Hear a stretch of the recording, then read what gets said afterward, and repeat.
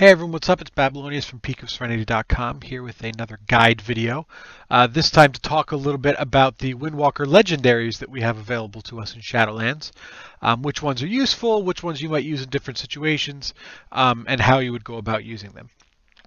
Make sure to check out the description below. You'll have information about how to support me through Patreon and PayPal, links to peakofserenity.com and the Monk Discord as well for additional information. Links to my Twitch and Twitter and all that stuff. So let's get right down to it. I'm going to go just with the order that the spell book or the dungeon journal, the adventure guide, puts them in. Really the first big thing, people are going to ask is which one is the best. Currently, Invoker's Delight is. I'll talk about why. But for those of you who are here to know why or what is the best, that's the one that's the best, as well as why. So let me keep going, and we'll get around to Invoker's Delight, but we'll talk a little bit about all of them on the way to get there. Okay. All right, so let's start with Zuen's Treasure. Zuen's Treasure is one that a lot of people were very excited about going into Shadowlands. The reason for that is it mimics very closely the Tomb of Sargeras 2 and 4 piece, which, it mimics them literally, just with reduced damage. The problem with that is that even though the mechanics are there for what was an exceptional set of tier bonuses, the power of it is just not there. This is the second or third nerfed version that we got. So it really is just not as strong as it could have been. You get this through Sanguine Depths, the dungeon. You generally will want to use it. The general recommendation is to use it on your chest, just largely because of item level as well as how it conflicts with other legendaries should we ever be able to use more than one. Basically, you're really not going to use this very much unless you really feel like you like it. It really is not a very strong legendary in terms of its output. And even though the Tomb of Sargeras tier bonuses really made a very beautiful, smooth flowing rotation, due to the fact that this is a nerfed version, it doesn't really stand up to the history in that, it really is just not. It doesn't make the spec feel really great. It doesn't do a lot of damage. It's just kind of very lackluster. Next is Kiefer Skyreach. This is one that you may have heard about a lot by people who like to PvP. What happens is when you use Tiger Palm now has a 10-yard range, and you kind of get a little dash to it. You can experience this a little bit through Torghast. There's a similar mechanic in Torghast. As well as when you hit a target, it applies a crit chance buff to that target by 50% for 6 seconds. So that's a very strong amount of crit increase. The problem is it's really only on that target. And it's really only for 6 seconds, so it really gives you a very small window for additional burst. The strength of this trinket can come in PvP. It makes Windwalker even harder to run away from in PvP, which is already very difficult. But in terms of overall throughput, it's just not quite as strong as the others. It does allow you to kind of get a little bit more burst on a single target, but since it's over 6 seconds, you really have to play well and kind of line things up quickly to get like a good Rising Sun Kick and Fist of Fury in that with the additional crit chance.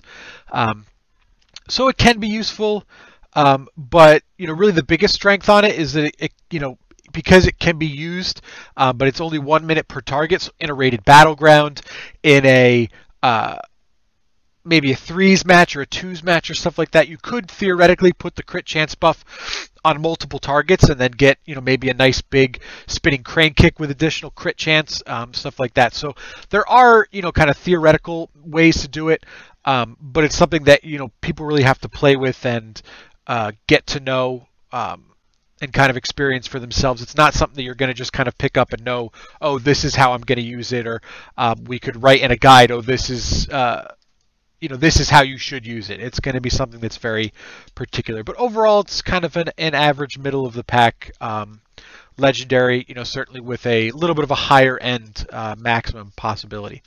It does drop from Mortanis, one of the world bosses. We recommend putting it on your hands. The other option is head. We do recommend putting it on your hands, just for the possibility that you'll be able to then equip Kiefer's and Invoker's Delight. And we do recommend Invokers on the head. But certainly if you're only going to use one, putting on the helmet is more than fine as well. Next is Jade Ignition. Jade Ignition, what it does is when you deal damage to Fists of Fury, you gain stacks of chi energy, and then you can utilize that stacks as an explosion when you use Spinning Crane Kick. This mirrors very much the chi explosion ability back in Warlords of Draenor and Mists of Pandaria. It was a crowd favorite. So a lot of people were very happy to come back. I was not a big fan of Chi Explosion, but I do really, really enjoy the Jade Ignition Legendary. It's a lot of fun.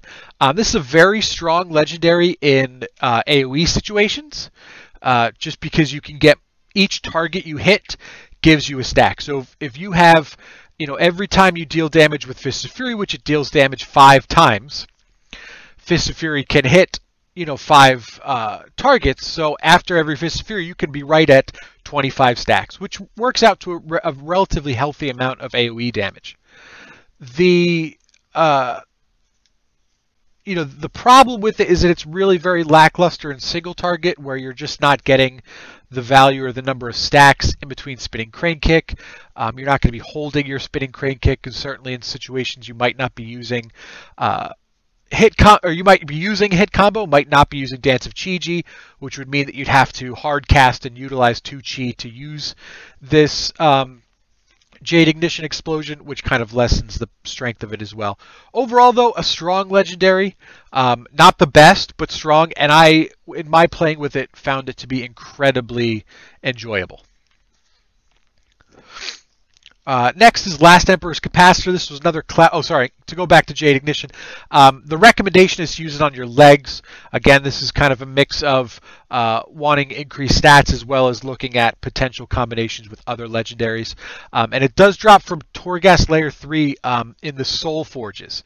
So you can either do that through Twisted Corridors, at least at Layer 3 or above. And when you do the Soul Forges, you have a chance to get the... when you do Twisted Corridors, you have a chance to get the Soul Forges, or certainly on the weekly rotation when Soul Forges are available, you can do it then. But it has to be at least Layer 3 or above in order to get the Legendary pattern.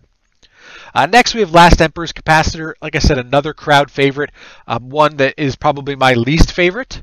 But really, it mirrors the Emperor's Capacitor Legendary from Legion, in which spending chi gives you a stack that increases the damage of your Crackling Jade Lightning and reduces its cost by 5%. It's a very strong single target Legendary. It really has very little to no value in AoE, because Crackling Jade Lightning is a single target ability, so you really don't get a lot of value of it in AoE. However, it really does, talk about, a lot of people really enjoy the, Sith Lightning kind of motif of zapping their energy with a lot of single target damage. It does put a lot of damage into that small damage window. Certainly, as well as if you're buffed with other things, increased agility, increased damage, buff like that. But really, primarily a single target kind of boss damage Legendary, and really is very lackluster in fights with multiple targets, so it's really very weak in Mythic Plus. The recommendation is to put it on the waist. Certainly you can put it on the legs for additional more stats, but again, kind of looking at maybe eventually we're able to use multiple legendaries. Putting it on the waist would give you kind of that flexibility. This drops from Artificer Zymox in Castle Nathria, 5th or 6th boss, or I guess you could theoretically do that earlier depending on what direction you go. But yeah, you have to. It should be 100% drop rate on any of the difficulties. So just pop in there and get it if this is the one that you want. Next, we have Escape from Reality. Escape from Reality is primarily, you could say, a PvP legendary. In that, in PvP, that's when you're going to use Transcendence and then start healing yourself right away. In PvE, it's useful, but it's also not going to be quite as useful as PvP. Really, it doesn't apply any direct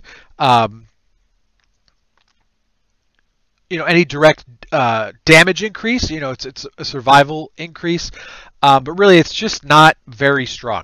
There really is not much to it. There's kind of a very small niche use in PvP to make Windwalkers even more mobile, because you can use it and then use it again within 10 seconds. That's kind of the biggest thing. So it works similar to like a mage's altar time, where they're over there and then suddenly they're back. So I definitely don't envy anybody who has to play in arenas against a Windwalker who has this and who is trying to chase them down, because it's going to be incredibly difficult. But really, in terms of dealing damage, it's not going to be very strong. It does, the recommendation is to put it on your chest piece if you really are going to use it for the additional stats, as well as combination with other legendaries. And it does drop from the Great Vault. So when you get something out of the Great Vault, it should drop with it as well. So next is Evoker's Delight. This is kind of the big one, the big legendary that everybody talks about. What it does is it gives you 33% haste for 20 seconds after you summon your Celestial. For Windwalker, that Celestial is Zuen. And, really what it does is 33% haste is a lot of haste. Haste is generally not the most desired stat for Windwalker, but 33% is a lot. And in addition to that, it also multiplies any haste you have by 33%. So if you have 100 haste, then not only do you have 33% haste, but you also have 133 haste rating, worth of haste. So whatever number that works out to. A big thing is that it also stacks with other haste increases, like Bloodlust and Power Infusion. So, a Bloodlust plus a Invoker's Delight, you can very easily be at 70 to 80% haste, which is a lot of haste. Toss in a Power Infusion, you can very easily be at 120% haste, because they all stack multiplicatively. This is, again, kind of our strongest overall damage legendary. We recommend you put it on the helmet, the head. It comes from Stone Legion Generals in Castle Nathri. It's 100% drop rate in all difficulties, so hop into LFR and get it if you don't already have it. Really the biggest thing is that it's synergy. When you give 33% haste to, when Zuen is up, that's also your biggest damage window. That's when you're going to be using Weapons of Order. If you're a Kyrian, it's when you're going to be using Fallen Order. If you're a Venthyr, you're going to be using Bone Dust Brew. If you're a Necrolord, you're going to be fitting Phaline Stomps in there as well, because of the additional haste will increase the proc rate of getting that reset for you. So really it just takes a burst window and really magnifies it even more. And obviously, the biggest thing is if you are a Windwalker who is Kyrian, it really ramps up what you can do inside that Weapon of Order buff window. So if you want more information about that, I do have a video about the Kyrian Weapons of Order rotation, so please check that out. All right, so moving on, Fatal Touch is the next one. Fatal Touch it's pretty simple. It reduces the cooldown of Touch of Death to 120 seconds. Takes it from 3-minute cooldown and puts it to a 1-minute cooldown. I personally think this should be baseline to how Touch of Death works. I think if you kill a target, then you should get cooldown reduced on Touch of Death. I think that's just how it should be. I think it should be rewarded as a skill shot. And really the biggest thing is I love using Touch of Death during when questing. So personally, when there's a point where I feel like I can make another legendary, I can very easily see myself putting Fatal Touch on a ring or something like that and using it when questing, just for an extra chunk of Touch of Deathing, because I love Touch of Deathing things to death. Functionally, it's not going to be super useful. It's going to be a lot more useful in Mythic Plus, where you'll get a lot more uses out of it. But in raids, in most raid fights, it's really not going to be a lot. even if you get the full value of it, it's only, a portion of your haste, or not your haste, sorry, your health every minute, so it really is just not the same value as some of the other legendaries. However, it is just a lot of fun. It can be, just a lot of fun watching things explode, very annoying, not annoying, but I'd say annoying to your enemies in Mythic Plus and in questing and stuff like that. So overall, not very strong. It drops from the other side. The recommendation is to put it on the finger just due to stats and stuff like that. But functionally, it's not one that you're going to be really grabbing in most situations where damage is the strongest. So the last one I'm going to talk about is Swift Sure Wraps. This had been called Rollout. I liked the name a lot better when it was that. And really basically how this works is during roll you are immune to root and snares. This is a legendary that get a little bit more play in PvP, but really functionally just not going to get a lot of play in either direction. It's just not a very strong legendary. There's a lot better legendaries in terms of PvP as well as PvE. So there really is no reason to purchase this. As you can see, I haven't. You spend honor for it from the honor vendor, but like I said, I haven't done it because I don't see a world where I would need to do this. So really the last legendary that I will talk about rather than, kind of splitting things up is Judgment of the Arbiter. Judgment of the Arbiter is a general legendary. It's available to everybody. You get it by being revered with the Ascendant, which is the Kyrian faction, the Bastion faction. What it does is there's a high chance of dealing additional damage when you deal damage. And by itself, it's inherently okay. It's not great. But what it does is if somebody else in your group, or somebody else who's within 5 to 20 yards of you, also has this, the blast will also arc to them. So anybody in the blast radius will get hit as well. So what it does is having an additional target really dramatic, it effectively doubles the strength of this legendary. And in terms of the general legendaries, this is the only one that's really worth considering, the only one worth thinking about. And really it does a very sizable amount of damage. It's not going to be the best, it's not going to beat out Invoker's Delight, but certainly if you find yourself in a group with somebody else who is going to use this legendary, this is maybe you don't like any of the other legendaries, or you are looking for one just to be a little more passive. This is a very strong legendary, both in single target and in AoE, so rating and Mythic Plus, it's valuable. So again, not the best, but up there. If you are running it with a partner who's got it, it's going to be in probably the top 3 for most contents. So consider snagging that if you have it. Yep, so that's it. So that's, covering the legendaries. There are other legendaries that are really just not worth talking about. There are all the other general ones and really just not worth talking or thinking about. Certainly if they get buffed, if they get changed, then I'll make another video if that's the case. But really functionally, they're not worth thinking about. They're just kind of there as flavor, I believe. I'm not really sure why they exist. The only one would be maybe Sefu's Proclamation in terms of PvP.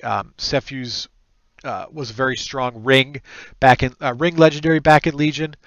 So it's certainly possible if you're going to be doing PvP, and applying loss of controls or interrupting or dispelling or whatever, you're going to have a sizable extra chunk of agility and stuff as you go through. So that's something worth thinking about, really, but functionally it's not going to be as strong as any of the other ones.